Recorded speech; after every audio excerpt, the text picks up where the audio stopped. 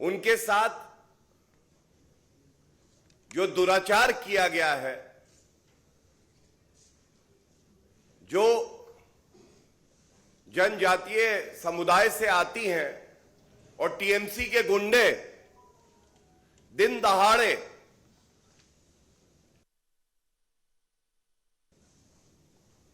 शोषण कर रहे हैं, बलात्कार कर रहे हैं हमारी बहनों का, और सूबे की मुख्यमंत्री Mamata Banerjee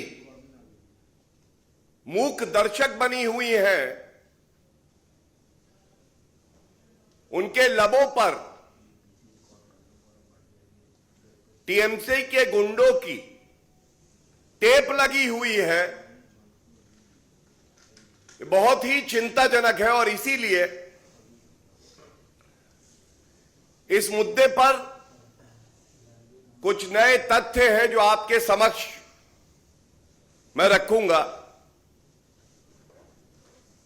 this press conference highlights the lawlessness that prevails in the state of West Bengal,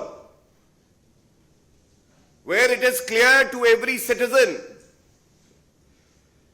the rule of law does not prevail and exist. Rather, the law of the anarchic ruler Mamata Banerjee prevails. And when the perpetrator of crime happens to be a TMC goon, a constitutional position holder, the chief minister of the state, doesn't even care to uphold the dignity of the women of the state, the Hindu women especially, being targeted by goons of Shahjahan Sheikh, the absconder. सबसे पहला तथ्य जो आपके समक्ष, पश्चिम बंगाल में यह कहना गलत नहीं होगा, आज वहां की जनता कह रही है, जंगल राज कैसा होता है? बिल्कुल ममता राज जैसा होता है। जंगल राज कैसा होता है? बिल्कुल ममता राज जैसा होता है। जहां पे पुलिस बल के शस्त्र तो झुक जाते हैं, महिलाओं के साथ बलात्कार होता है, जनजातीय समुदाय की महिलाओं को प्रताड़ित किया जाता है, लेकिन टीएमसी के गुंडों के पास अस्त्र शस्त्र होते हैं, बंदूकें होती हैं, महिलाओं पे रखी जाती है, उनको डराया जाता है और हिंदू महिलाओं को खासकर प्रताड़ित करके उनका शोषण किया जाता है, बलात्कार किया जाता है। It will not be wrong to say that West Bengal has turned into a state where there is a government run by the rapist, of the rapist, for the rapist. मैं पुनः कहूंगा, पश्चिम बंगाल आज वो प्रदेश है जो सरकार बलात्कारियों को संरक्षण दे, पुलिस को कमजोर करे, महिलाओं की गुहार लगे और एक महिला होने के नाते मुख्यमंत्री को पीड़ित महिलाओं के साथ खड़ा होना था, पर वो टीएमसी के गुंडों के साथ, बलात्कारियों के साथ खड़ी होती। शर्म से, लज्जा से सभी नागरिकों का सर झुक जाता है, लेकिन ममता बनर्जी के मुंह से एक शब्द नहीं निकलता है। संवैधानिक संस्थाएं अपना काम करें, यह सुनिश्चित करना भी मुख्यमंत्री की जिम्मेदारी है। मेरे हाथ में कलकत्ता उच्च न्यायालय का आदेश है और मैं आपके समक्ष इसे रखना चाहूंगा। यह करारा थप्पड़ है ममता बनर्जी के गाल पे। एक महिला होने के बावजूद आप दूसरी महिला का दर्द नहीं समझती हैं। मैं कुछ ना कहूंगी, लफ्ज लूंगी। कलकत्ता हाईकोर्ट ने 13 फरवरी 2024 यानी कल स्यू मोटो,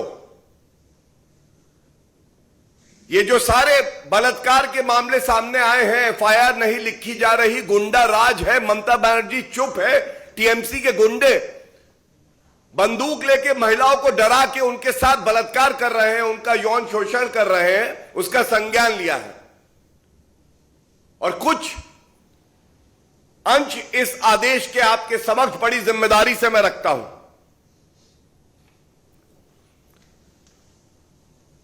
कोर्ट ने कहा, I have been grossly disappointed after going through several newspapers and electronic media reportings where it has been reported that a good number of ladies in Sandesh Khali, North 24 Parganas, have been sexually assaulted at gunpoint. इसके बाद आगे वो कहते हैं, it has also been alleged in the newspapers, namely Anand Bazar, Indian Express and many other newspapers including different electronic media on 9th of February 2024 as well as on 10th of February, that the tribal lands were taken away forcibly in violation of all legal formalities and laws. Hindu महिलाओं का शोषण, बलात्कार, और एक तरफ केंद्र की सरकार श्री नरेंद्र मोदी जी के नेतृत्व में जनजातीय समुदाय को मजबूत कर रही है, मुख्य धारा से जोड़ रही है, उनका सशक्तिकरण कर रही है, और दूसरी तरफ पश्चिम बंगाल में जबरन उनकी जमीनें छीनी जा रही हैं, वो भी गैर कानूनी ढंग से। ममता बनर्जी से आज पूछा जाएगा, पहला सवाल, हिंदुओं से आपको इतनी नफरत क्यों है? जनजातीय समुदाय से आपको इतनी नफरत क्यों है? पिछड़े समाज से आपको इतनी नफरत क्यों है, जिनको कानून का सहारा देकर पूरी तरह से मजबूत करने का काम आपको करना था? उनके खिलाफ आपके गुंडे उनका शोषण कर रहे हैं और आप चुप है। इसी आदेश में उच्च न्यायालय क्या कहता है, मैं आपके समक्ष रख दूं। However, considering all the aspects and I am constrained to take suo motu cognizance over the alleged incidents in respect of only the allegation of sexual assaults of ladies in Sandesh Khali, North 24 Parganas at gunpoints and transfer of lands of tribal people in violation of relevant laws. And then notice was issued to the state of West Bengal for the lawlessness that has been prevailing in that state. And the Inspector General of Police, the DIG of Police, the DM of the respected districts have been asked to furnish a reply. So this is the first point. Things have become so bad, lawlessness is prevailing in West Bengal, that the High Court had to suo motu take cognizance. Second, ये जो दूसरा तथ्य है, ये और पीड़ाजनक है, चिंताजनक है, निराशाजनक है।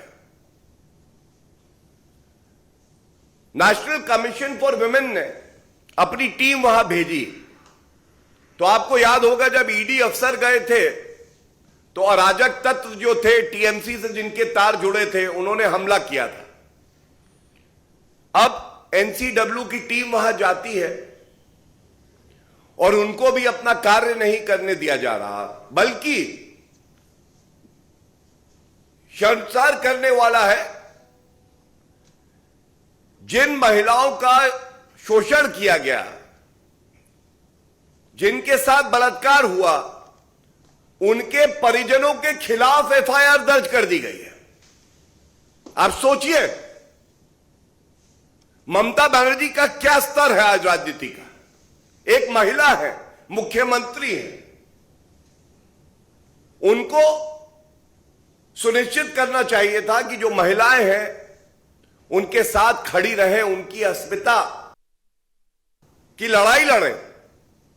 लेकिन ये क्या मुख्यमंत्री है ममता बनर्जी, टीएमसी के गुंडों के साथ जाके खड़ी हो गई और एफआईआर दर्ज उनके खिलाफ होती है, कंप्लेंट उनके खिलाफ होती है। जो पीड़ित महिलाएं हैं उनके परिजनों के खिलाफ की डरा के इस बात को दबा दिया जाए, शांत कर दिया जाए।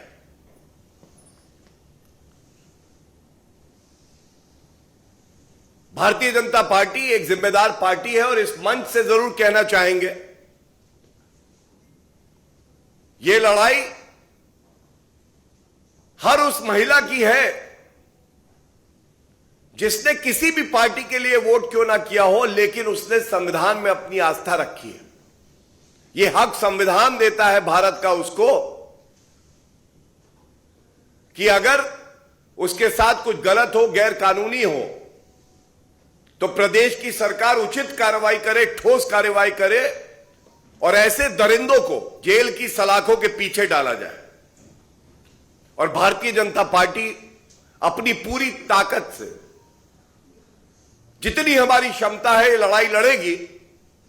हमारे प्रदेश अध्यक्ष श्री सुकांत मजूमदार जी जब इस मुद्दे को उठाते हैं तो उनको भी डिटेन कर लिया जाता है। ऐसा क्यों है ममता बनर्जी?